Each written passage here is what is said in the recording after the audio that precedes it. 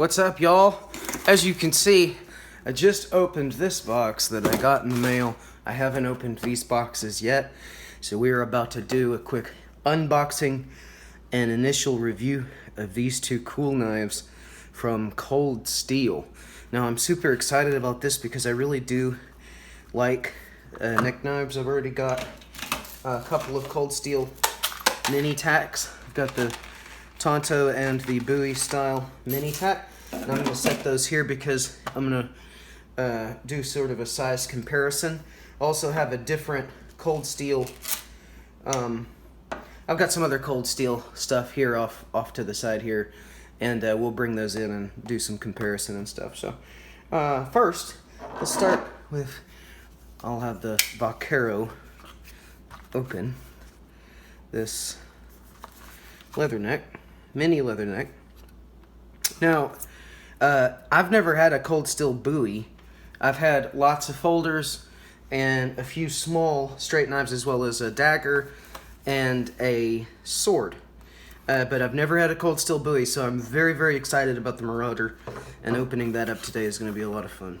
So, let's take a look here at the mini Leatherneck. I'm so excited about this. So, what all does it say here? The blade length is 3.5 inches. Overall is 6 3/4 inches.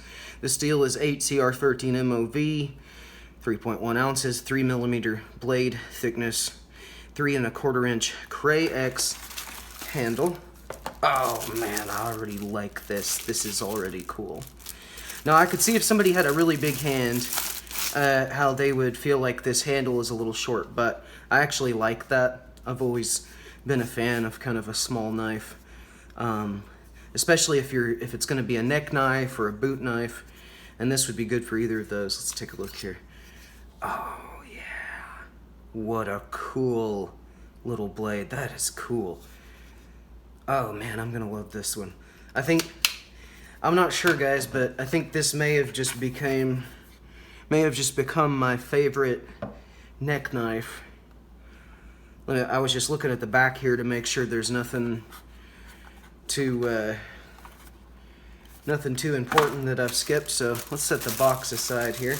I do actually keep the boxes because I get these partly for some of them because I want to use them, but in other cases I get them to collect them. So sorry, I had to do a notification on my phone there for a second. So, let's take a look here. Oh, yeah, so sharp, y'all. Super sharp. Now, so if that's 3mm in the middle, which I can tell by squeezing it here that is a thick blade there. And there doesn't appear to be any flex, so it is not a wimpy little blade. That's a solid little blade. And it is very sharp. Let's just do a quick little... Oh man, look at that. That was like butter. Yeah, very sharp. Everything that comes from Cold Steel is always very sharp, and I promise you it's going to be sharp on both sides.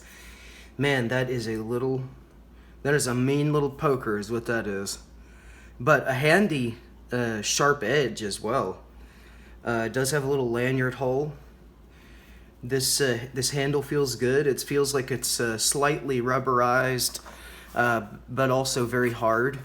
And I've heard that this is a very hard, durable material. Cray X handle, it says. So mini Leatherneck, that's cool. So let's look at the sheath here. So obviously, oh, you know, I did just notice with my Cold Steel mini tack knives, they each came with a chain, with a ball chain, and I don't believe this one did. I think this is just, you get the knife, which is cool with me. I don't have to have the chain, plus I can find one, but I'm just double checking the box, and yeah, there is nothing else in there. So that's worth noting. If you intend to use this as a neck knife, it is gonna need a chain also. Let's do a little size comparison here of the mini tack So nearly the same blade length there. Let's look at these sheaths. These sheaths have somewhat of a similar material. Let's pull in the little Tonto mini tack. So, obviously, we got a few things going on here. The length of the blades is relatively similar, but as you can see on these mini tacks, they're skinny this way, and they have large finger grooves for kind of a, it almost makes this sort of a sub-hilt for good grip. Now this is more of the traditional style grip. It's just a simple grip, and I'm sure if you had it like this, you'd have a plenty good grip on it.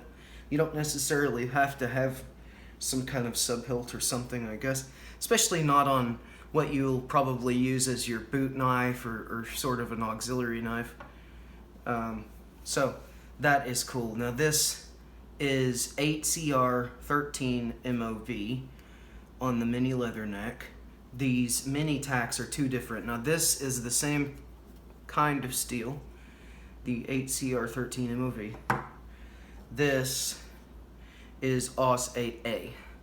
Now this one I have done a lot of carving with, and it is still very sharp. It's not quite as sharp as when I got it because I've carved lots of stuff with it, but I will tell you that's a great little whittling knife, and it's held an edge for shockingly long. So I mean, very nice little knife.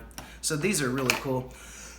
And just in order to keep this video a little shorter, I'm gonna go ahead and open the Marauder now.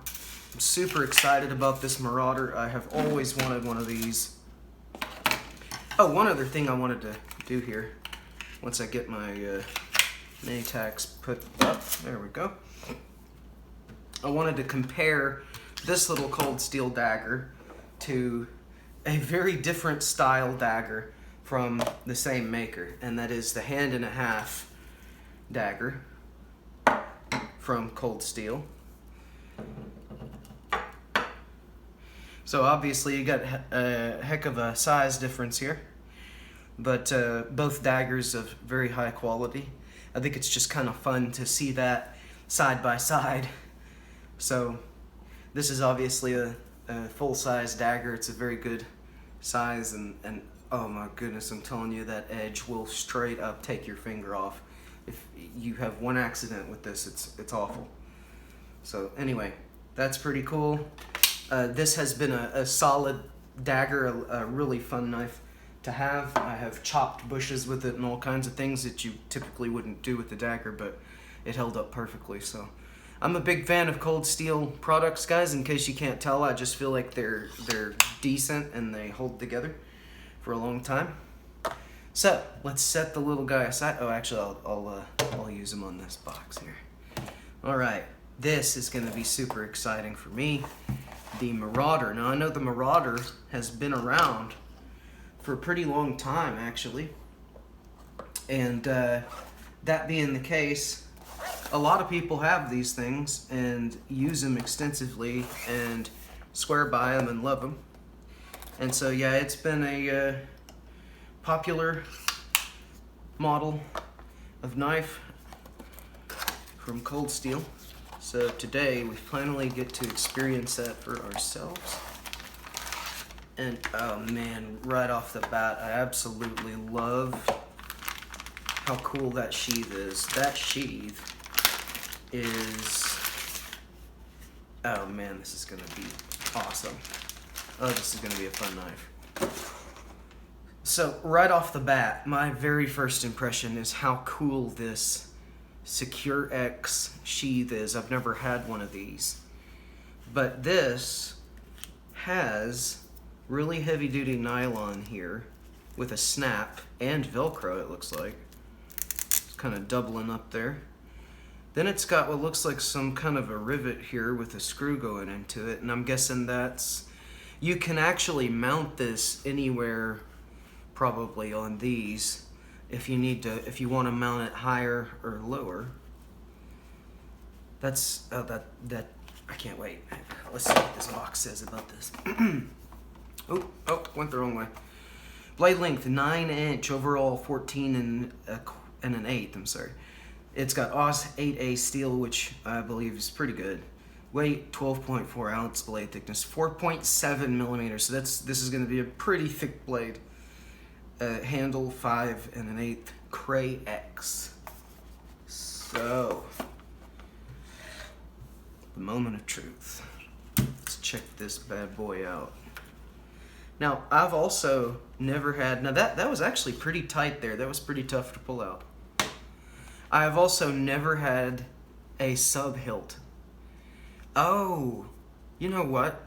I was not expecting this sub-hilt to be rubbery. I thought that was going to be a hard plastic, but that is kind of a rubbery substance. Is the cross guard? No, well, just out on the tip it's like that a little. Gives a little. But it feels like up here there might actually be some stiffness. There's probably steel in there. This feels like it's possibly not backed by steel though, but I'm just guessing. Oz 8A, Taiwan, probably means it's assembled in Taiwan. Oh man. So the thickness here, that's almost 5 millimeters. It's 4.8 millimeters. So that's a really thick spine right there. I mean, it's kind of surprisingly thick the first time you lay eyes on that thickness really in front of you. That's a thick spine. This is very sharp. As far as I can tell, that feels very sharp. You know, I was not quite sure what to expect as far as the size, and the thing is, the reason for that is that you read the description of the size or whatever. I'm rubbing this because there seems to be oil on it, which is a good thing. That means they oiled it before sending it, so that's good. Or before stowing it in the package. It's good for longevity to be stored with some either oil or grease on it. So anyway, you know, you read the description and you see the size of things, and sometimes you're still shocked by the size of it when you see it. Now, what I will say about the size of this blade for me is that it's possibly the perfect Bowie size for me specifically. The reason for that is that I have a number of Bowies that were a lot cheaper that for whatever reason just don't seem to strike me as the perfect size. So let me show you some comparisons. We can set these side by side and take a look. First, the Ridge Runner Renegade Bowie, which is a very cool looking knife. It has this interesting angle here. Now this is made in China, designed in the US probably kind of thing, but anyway, it did come sharp. There is a rattle in the handle, so you know, cheap $20 knife. So just to show you the size comparison here, so the Renegade looks like it's got more blade on it, but if you look closer, the actual edge length is not going to be quite as different between the two as you might think. This just has a whole lot more material here. It is significantly heavier. This feels light as far as something this size with a spine that thick. Compare these spines. So the Marauder 4.8 millimeter, that over there looks to be probably 3.5 or less. So thinner. Anyway, so that's that one. There's a decent little size comparison there. And I like to do that because in videos, reviews of knives, I don't always see a comparison, and sometimes the comparison helps me. If I had a particular knife and I wanted to know how a new product that I didn't have in front of me stacked up against something I already had, then that would help me to see it in a video, have them side by side. Now here's a $17 Ridge Runner offering. It was, I think it's called the White Tail the whitetail ridge or something like that. Now this one, I have to be careful because I accidentally put the reflection on things. But so it is, I believe they said that this was about an 8-inch Bowie, and the Marauder is a 9. So as you can see, the Marauder is a good, it's more than an inch longer actually, so I'm not sure if I'm remembering those numbers correctly or not. But anyway, the Ridge Runner Whitetail Bowie, which, by the way, in the hand, I do like this blade, it's cool, but in the hand it's too clunky in the middle and then it thins out on these, and that's what I don't like about it. This feels much more comfortable, even with the weirdness of a subhilt, because I've never had a subhilt before.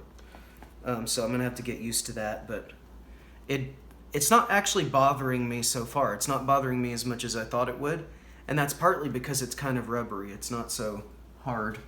And one final comparison in Bowie land here. Bowie land. Welcome to Bowie land. One final comparison is the Uncle Henry 10-inch Bowie. The blade has Schrade on it, so I believe these are Schrade blades. This thickness is still not quite as thick as the spine on the Marauder. Now that blade is a little bit longer, as you can see. Now once again, what I have against this knife is about its handle, about the cheapness of its handle. This is clearly a faux antler plastic. One of the pins fell out before I even got it. It is a full tang, like all of these are. These are all full tang Bowie knives. But I don't really like the brass coloring here. And the shape of the blade is very cool, and it's apparently very tough, but it doesn't necessarily stick out to me as just a super fun knife. There's nothing exciting about the shape. It's just really, that knife strikes me as a tool, you know? When I hold it and look at it, it feels like a tool. And that can be exactly what you want. But anyway, the way that one stacks up, a little bit longer than this one, but overall you still feel like you have a lot more knife in your hand when you're holding this one. So these are all very cheap though. I don't believe this one, no, okay, this one was a little bit more than these other two. This was a $20 knife, that was a $17 knife, and I believe this was $27 maybe. So anyway, that was just a few other Bowie examples so that you could see them side by side, how they look next to each other, how they stack up. So that is just about it for today. Now I haven't actually paper tested either of these yet, so there's paper all around me here. I've just got to take a step and grab some paper, and then we will paper test both of these new ones. Here's something. Oh no, I won't put that on screen. That's a receipt with personal information on it. Hang on. How about something over here looks, yeah, a dog. Oh no, that looks like my daughter's homework. I better not use that either. Well, crud. Man, I'm sorry guys, it's gonna take me too long to go find some dadgum paper. Anyway, I haven't tested this on this cardboard either. That is wonderful. That was like, man, that is butter. That's a butter cut. Butter cutter. This is my new butter cutter. Obviously very sharp, guys. Everything from Cold Steel is so sharp. You don't really even have to do your tests on it when you get it. We know from experience, if we've had Cold Steel products, then you know from experience that they are pretty much always going to be super sharp. So anyway, I'm really excited about these two, and hopefully we'll get some really cool tests in on these two knives here pretty soon. Have some fun with them. So thanks for watching. Hope you enjoyed it.